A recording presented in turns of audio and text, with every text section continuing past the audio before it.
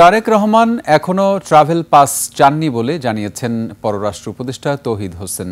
সাংবাদিকদের প্রশ্নের জবাবে এ কথা বলেন তিনি। এদিকে স্বরাষ্ট্র উপদেষ্টা জাহাঙ্গীর আলম জানিয়েছেন, গুরুত্বপূর্ণ ব্যক্তিদের ক্ষেত্রে যার যার প্রাপ্যতা অনুযায়ী নিরাপত্তা নিশ্চিত করা হবে। আরও জানাচ্ছেন Dipu Sikdar. Lily beauty soap, যার অ্যান্টি এজিং গুণ তারুণ্য ধরে রেখে ত্বকে করে উজ্জ্বল, তারুণ্যময় উজ্জ্বল ত্বকের জন্য। রিমার্ক। এভারকেয়ার হাসপাতালে গুরুতর অসুস্থ খালেদা জিয়া। এমন পরিস্থিতিতে তারেক রহমানের দেশে ফেরা নিয়ে চলছে গুঞ্জন।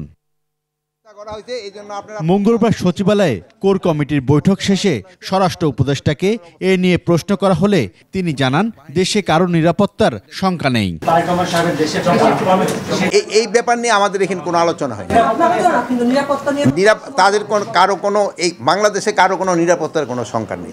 তারেক রহমান কি ধরনের নিরাপত্তা পাবেন সে বিষয়েও কথা বলেন স্বরাষ্ট্র উপদেষ্টা। আমরা সবার জন্যই প্রস্তুত, স্বরাষ্ট্র মন্ত্রণালয় সবার জন্য প্রস্তুত আছে এবং স্পেশালি যাদের জন্য দরকার তাদের জন্য স্পেশাল যেটা দেওয়ার দরকার ওইটার জন্য আমরা প্রস্তুত আছি। এদিকে পররাষ্ট্র উপদেষ্টা জানিয়েছেন, তারেক রহমান চাইলে ট্রাভেল পাস ইস্যু করা হবে। ট্রাভেল পাস উনি চাইলে ইস্যু হবে, কিন্তু এখনো চান নাই। আমার জানার মতো এখনো চান নাই। ওনার কাছে কোনো পাসপোর্ট আছে স্যার? এটা বলতে পারবো না আমি।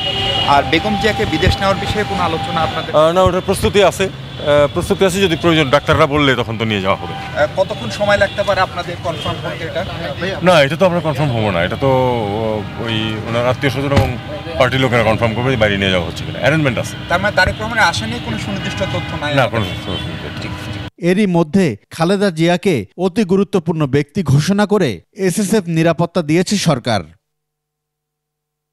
দীপু শিকদার, 21 টেলিভিশন, ঢাকা।